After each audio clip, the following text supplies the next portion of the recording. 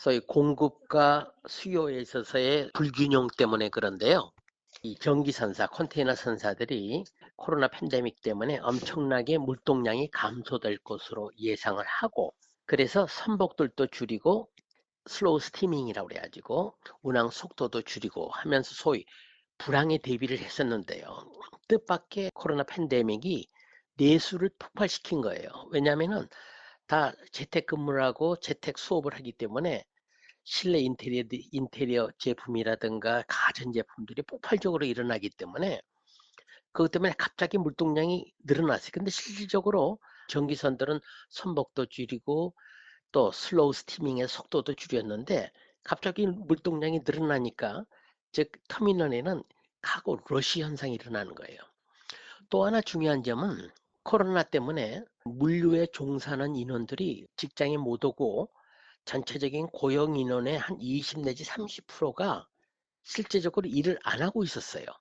내륙에 있는 소위 물건을 보내는 포인트로부터 또 다른 태평양을 또는 대서양을 건너서 다른 쪽에 있는 물건을 받는 사람의 그 소화 지점 포인트까지 일관 운송하게 되는 거예요. 그러니까 단순히 해상에서의 문제뿐만 아니라 내륙 지방에서 어떤 비효율성이 발생하거나 물류 인원이 줄거나 어떤 사태가 일어나서 작업에 차질이 생기면은 병목 현상이 도처에서 일어나는 거죠. 단순히 항만 터미널뿐만 아니라 내륙 지방에서도. 또 금년에 크리스마스 오면은 4분기에 와서는 또 물동량이 또 늘어나거든요. 이런 게 후유증이 꽤 갈 겁니다. 그래서 저는 내년 상반기까지는 이런 상황이 계속돼서 소위 컨테이너 운임은 크게 안 떨어질 거라고 생각을 해요. 자, 최근에 이제 해상 운임은 최고치라고 우리가 뭐 뉴스에서 보고 있습니다. 그러면은 해운주가 좋아야 되는 거 아니에요? 일단 주가도 많이 올랐고요. 그리고 지금까지 좋았던 그림이 지속될 수 있느냐에 대한 검증의 시간을 가져가고 있다, 이렇게 좀 보고 있어요. 재화 쪽으로 수요가 폭발을 했었던 게 코비드 시기였다라고 한다면은 이후에 코비드에서 벗어나는 시기라고 하면은 서비스, 대면 수요 쪽이 조금은 더 강해질 가능성이 있기 때문에 수요는 아무래도 좀 둔화될 가능성이 있지 않을까라는 거고, 병목 현상 역시도 코로나로 인해서 심했던 게 조금은 둔화되는 그림으로 가고 있다라고 생각해 보면은 사실 주가는 아무래도 미래를 선반영하는 거다 보니까 그런 부분들을 검증해 나가는 게 아닌가, 이렇게 좀 보고 있습니다. 많이 올라왔기 때문에 좀 쉬어간다. 거기에다가 지금까지 좋았던 그 주가가 좋았던 배경에 대해서 향후 조금 불투명하다. 그럼 발굴할 거 없네. 할 멘트가 없네요, 그러면. 대부분의 증권사에서 이런 의견이에요. 글로벌 업체 대비 지금 너무 많이 HMM 같은 종목들은 올라와 있어서 조금 불안하다라는 의견이고, 2022년 이후에는 시황이 좋을 거란 보장이 없다. 뭐 이게 대부분 그렇죠. 증권사들의 의견이더라고요. 사실 이게 지금 주식시장을 설명하는 핵심 포인트입니다. 지금은 좋은데, 지금 좋은 게 과잉재고로 넘어가게 되면 어떻게 되지? 라는 우려. 이게 상당히 크기 때문에 제가 방송 시작한 이후로 자꾸 안 좋은 얘기를 드리는 게, 사실은 저희는 그런 뷰를 가지고 있기 때문이다라고 좀 보시면 됩니다. 아유, 뭐 일부 초반부터 우울해지려고 그래요. 자, 이제 그러면 키맨 우리 네. 민 부장님께서 분위기 한번 바꿔주셔야죠. 아, 바꿔야 되는데 걱정이네요.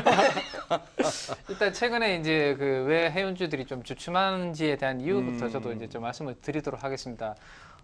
대표적인 이제 컨테이너 선사가 HMM이고, 그리고 이제 대표적인 또 벌크 선사가 펜오션이잖아요. 그렇죠. 그래서 두 종목을 가지고 이제 말씀을 좀 드려보면, HMM 같은 경우는 최근에 물론 이제 잘 해결되긴 했는데 파업 이슈가 불확실성이 좀 있었죠. 영향을 좀 줬었고요.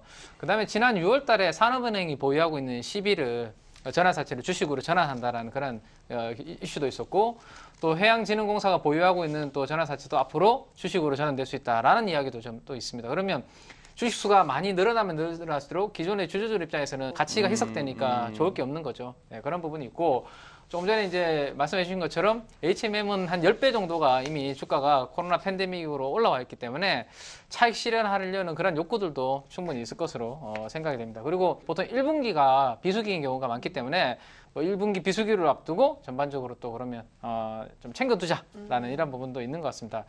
이 펜오션 같은 경우는 이제 주로 철광석을 이제 운반하는 회사인데, 이 중국이 또 탄소 배출 감소를 하려고 하는 부분이 있지 않습니까? 그래서 조광 생산량을 전반적으로 좀 축소시키려고 하는 그런 부분들이 야 그러면 철광석과 관련된 물동량이 좀 줄어들지 않겠냐라는 우려감도 또 페노션에 반영이 되면서 전반적으로 이 각각 대표 선사들이 주가가 최근에 조금 쉬어가는 그림이다라고 설명을 드릴 수 있을 것 같아요. 네, 맞습니다. 네. 페노션에 대한 리포트 좀 쭉 찾아봤는데요. NH투자증권에서 철광석 가격 반등을 꼭 확인해야 된다라고 했고요. 유진투자증권에서도 철광석과 석탄 물동량 둔화가 주가에 영향을 미칠 수 있기 때문에 꼭 확인해야 된다라는 의견이 굉장히 많았습니다. 네네. 아까 화면에 나갔습니다만 뭐 그 상하이 컨테이너 운임 지수는 진짜 뭐 뚜껑 열렸듯이 올라가고 있고 네. BDI는 살짝 꺾였습니다만 최근 들어서 올랐다고 하지만 저 정도 갖고 올랐다 하면 안 되죠. 2007년 금융위기 오기 전에 저거 11,000도 넘어갔던 BDI입니다. 자, 컨테이너냐 벌크냐에 따라서 조금 전망도 다를 것 같은데 지금 한번 우리 정연구님, 아까 민 부장님은 벌크 쪽도 철광석 관련해서 뭐 조금은 이렇게 뭐 기댈 게 없다 싶었는데 정연구님 보시기에는 어떠세요? 그래도 컨테이너보다는 BDI 쪽이 낫다라고 좀 보고 있는 거는 동일합니다. 말씀하셨다시피 1분기 비수기가 컨테이너를 중심으로 있거든요. 네. 그런 데다가 이 운임이 상승을 할 때 컨테이너 같은 경우에는 신조선 투자를 많이 해놓은 상황이에요. 그래서 내년이 됐을 때 인도 물량들이 꽤 있어서 공급이 증가하는 부분인데 발틱 지수, 그러니까 건화물 쪽은 신조선 투자가 별로 안 들어간 상황이기 때문에 그래도 공급 쪽이 조금은 타이트한 게 조금은 더 지속될 수 있다라는 부분이 있고요. 다만 발틱 지수가, 그러니까 BDI 지수가 왜 빠졌느냐라고 생각을 해보면은 중국 경기 둔화 우려, 그리고 허리케인 이슈, 그걸로 인해서 곡물이 제대로 수출이 안 됐던 부분들, 네. 이런 것들이 있는데 중국의 경기 둔화 우려라는 측면은 조금은 중요하게 짚고 넘어가야 되는 것 같아요. 결국 원자재 단 BDI가 결국은 원자재 쪽을 많이 실어 나르는 건데 중국이 최대 수요국이라고 생각을 해보면은 중국의 경기 둔화가 지속된다라고 생각을 했을 때 BDI라고 좋을 수 있을까라는 부분에 대해서는 약간은 우려를 가지고 있습니다. 그러면 결론이 뭐예요? 민 부장님하고 같이 보시는 거야? BDI가 컨테이너보다는 조금은 낫다라고 보고 있습니다. 두 분 컨셉이죠, 이거. 헷갈리게 하는 거. 예? 두 분 컨셉 같아. 저도 마찬가지로 근데 보고 있습니다. 컨테이너보다는 BDI가. 그쵸. 네. 연구원님의 오랜만에 의견은- 동의가 네, 됐네요.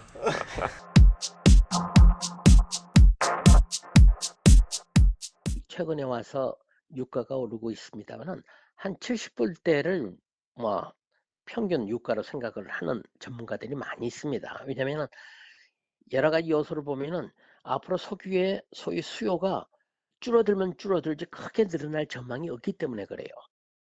환경은 실제적으로요. 이 운송업자 입장에서 보면은 안에 환경 규제를 피하기 위해서 장치해야 되는 여러 가지 시설들이 있습니다.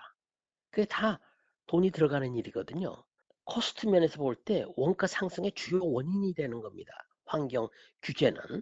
그래서 문제는 신조선이 때를 맞춰서 나오고 있지만은 폐선돼야 될 노선들도 워낙 시황이 좋으니까 시장이 남아 있는데 2020년서부터 IMO라고 그래가지고 이쪽에서 엄격한 환경 규제를 시작했습니다. 2020년서부터는 그 선박에서 사용하고 있는 그 선박유죠. 연료유에 대한 황산화물 규제를 시작했는데 2023년서부터는 선박이 운항 중에 배출하는 CO2를 가지고 그거에 의해 가지고 등급을 매깁니다. A서부터 D까지. 그래서 이런 CO2의 배출을 실제적으로 규제하면서 D, E 등급을 받는 선박들은 검사에 통과하지 못할 것 같으면 시장에서 퇴출되게 돼요. 현재 10년 된 선박들도 여기에 해당하는 선박들이 거의 대부분입니다. 왜냐하면 10년 전에 그 시장에 나왔다는 이야기는 2007년, 8년 한참 해운이 호황일 때 신조선 5도가 들어가가지고 2010년, 11년, 12년 이렇게 시장에 나온 선박들이기 때문에 환경 규제에 대해서 굉장히 아직 허약합니다. 그래서 엄청난 신조선 수요가 발생하기 때문에 저는 조선소들은 앞으로 괜찮을 거라고 생각을 해요. 운임도 그렇고 해운업도 그렇고 종목 가르쳐줬어요. 종목.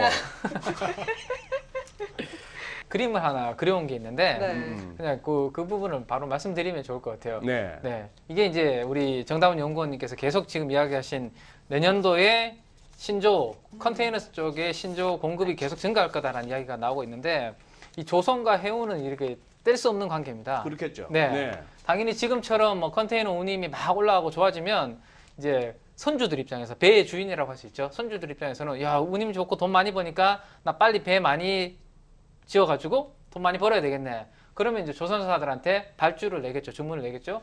그러면 조선사들이 선박을 이제 선주들한테 이제 줄 거예요. 그죠? 지어서. 근데 저 기간이 뭐 몇 개월 뚝딱뚝딱 해서 배가 만들어지는 게 아니지 않습니까? 적어도 짧게는 2년에서 길게는 3년 정도가 있어야지 배가 만들어지거든요. 그래서 그게 지금 작년 코로나 팬데믹 이후로 컨테이너 운임이 좋으면서 이미 컨테이너 선주들이 빨리 배 만들어 달라고 많이 발주를 낸 상황입니다. 그 배들이 본격적으로 이제 2022년부터 서서히 이제 공급으로 시장에 나오게 되는 거죠. 그렇겠죠. 그러면 물동량이 지금보다 획기적으로 크게 늘어나지 않는다면 배들이 너무 많이 늘어나니까 운임료가 지금처럼 이 강세가 유지가 될 수 있을까? 그 부분이 저는 주가에 이미 HMM 주가에 조금씩 반영되고 있는 게 아닌가. 이 지금 좋아서 선주들이 배 많이 만들어내면 앞으로 안 좋아질 수 있겠구나라는 것을 조금 생각하셔야 되는 게 아닌가. 그래서 소장님께서 계속 지금 막 압박을 하고 있지만 저희들은 굽히지 않고 일단 컨테이너 아니, 쪽은 이분들 지금 약간 그거 하네. 주식 발굴단이 아니고 주식 매장단이네. 매장이 아니라 이런 부분들도 알고 짚고 넘어가야 된다라는 짚고 넘어가야 된다. 드리는 거죠. 주식 발골단 아니에요. 근데 네. 그렇다기에는 조선주에 발주가 많이 들어가면 조선주에 좋아야 되는데 조선주도 요즘 좋다고 할 수 없는 내 말이. 상황이잖아요. 제 말이 그 맹 부장님. 말이에요. 뭐 아니 오늘 답변을 되게 꺼리시네요, 두 분 다. 안 좋은 이야기. 근데 조선도 최근에 조선 3사 2분기에 3조 적자 나왔거든요. 그러니까요. 예, 우리가 지난 시간에도 한번 이야기 나눴던 것 같은데 후판 가격. 그래서 철강주들은 괜찮은데 그 후판이 조선 배를 만드는데 원가 30%를 차지하니까 원재료는 많이 올라가는데 배를 만드는 이제 신조선가가 거기에 따라서 많이 못 올라가니까 조선주들은 적자가 나는 거고 지금 조선주들은 근데 수주 많이 받고 있습니다. 그쵸. 엄청 많이 수주 받고 엄청 있어요. 많이 네, 받았잖아요. 8월 달도 수주 많이 받고 있어서 근데 그것들이 실적으로 연결되려면 아까 시간이 우리 조금 전에 이야기했던 것처럼 2년, 3년이 이제 걸려서 나오기 때문에 네, 업데이트를 해주시면 될 것 같아요. 더 보완해서. 네. 조금 긍정적인 거는 2분기 적자가 조선사들이 대부분 많이 났는데 그 이유가 예상 원가를 산정을 하는 방식에 있어서 미래에 올라갈 비용을 2분기에 많이 인식을 해놨어요. 그 말은 3분기부터는 그래도 실적 부담이 조금은 덜해질 수 있다라는 부분이거든요. 네. 그러면은 최근의 시장 흐름을 살펴보면 실적 좋은 것들에 대해서 주가가 좀 올라가고 수급이 쏠리고 이런 모습들이 있었는데 이런 부분들에 있어서 3분기 실적 시즌까지 만약에 조선주 주가가 좀 안 좋은 모습을 보인다면 좋아지는 실적에 대해서 조금은 긍정적인 평가를 할 수도 있는 그림이 나오지 않을까 이렇게 좀 보고 있습니다. 그럼 조선주는 언제쯤 긍정적으로 보고 좀 매수 기회로 잡아볼 수 있다는 건가요? 3분기 실적을 확인해야 되는 걸까요? 아니면 확인하기 전에 봐야 되는 걸까요? 기대치가 낮아진 상황에서는 알고 있던 실적, 좋아질 걸 알고 있던 거라도 좋게 보일 수가 있다라는 측면에서 주가가 더 빠진다면 3분기 실적 시즌 앞두고 한번 볼만하지 않을까 이런 정도로 말씀을 드립니다. 3분기 네. 실적 시즌 앞두고 네네. 동의하시나요? 네, 저는 괜찮다고 보고 있고요. 제가 한 가지 말씀드리고 싶은 부분은 지금 현대중공업에 대해서 관심이 되게 많으시잖아요. 엄청나게 네. 자금이 많이 몰렸더라고요. 우리나라의 조선사들은 사실 몇 개 없기 때문에 이렇게 신규로 시장에 들어올 게 없습니다. 조선사가 신규로 상장된다는 것은 되게 특이한 케이스거든요. 그쵸. 그러면 이 이벤트가 조선주들의 잘하면 바닥을 저는 잡아줄 수 있다는 생각을 하는 게 이 새로운 종목이 상장돼서 시장에서 재평가를 받으면 기존에 있는 회사들도 이거 우리가 못 보고 있는 게 아닌가? 그리고 얘네들이 가지고 있는 것에 대해서 재평가를 해봐야 될까? 이런 분위기가 형성될 수 있기 때문에 현대중공업이 만약에 상장돼서 분위기가 괜찮다면 나머지 지금 뭐 2분기 실적 때문에 좀 부진했던 조선사들도 여기서는 제가 봤을 때는 바닥을 잡아갈 수 있고 그리고 앞으로 내년도 내후년도에 이제 실적이 지금 받고 있는 수주들이 실적으로 연결된다면 저는 큰 그림으로 봤을 때는 지금이 조선사들은 바닥을 통과하고 있는 구간이 아닌가 라는 생각을 해볼 수 있을 것 같아요. 긍정적인 말씀을 해주셨는데 일각에서는 이거 그냥 유증하는 거 아니야? 라고 그쵸. 이야기하기도 하거든요. 네, 저도 이거는 조금 저도 안 좋은 시선으로 왜냐하면 네. 상장했다가 뭐 좀 그러니까요. 했다가 다시 지금 결국은 이게 우리 일반 투자자들 주머니에서 돈을 지금 빼가는 거잖아요. 이게 그쵸. 사실은. 네. 그래서 그렇게 보긴 하는데 조선주들 전체로 봤을 때 현대중공업이 어쨌든 뭐 흥행에 성공을 하고 그다음에 가치 재평가를 받으면 나머지 기존에 있던 조선주들한테는 뭐 크게 나쁘지는 않을 것 같습니다. 저 그림에서 보시는 것처럼 조선사들은 어쨌든 조선사들한테 납품하는 이제 기자재들 회사들이 있거든요. 그래서 지금 당장은 조선사들의 실적이 안 좋아서 좀 부진한데 기자재 회사들은 오히려 적자 안 나고 잘 선방을 하고 있거든요. 그래서 차라리 조선사들도 수주를 많이 받으면 당연히 부품 기자재 회사들도 좋거든요. 그래서 저는 기자재 회사들도 관심 있게 한번 보셔도 괜찮을 것 같아요. 해운업으로 시작해서 조선주로 그러지, 끝나는 자꾸 이 느낌은 뭘까요? 뭐라도 이제 뭐 괜찮을 볼만한 거를 지금 이야기하다 보니까. 저도 이 네. 명색이 진행자면서 너무 갈수록 이 참 격이 떨어지는데 기자재 어떤 종목 하나만. 뭐 대표적으로 예를 들어서 뭐 피팅 같은 회사들도 있죠. 태광이라든지 성광밴드 같은 성광밴드. 회사들이 있는데 네.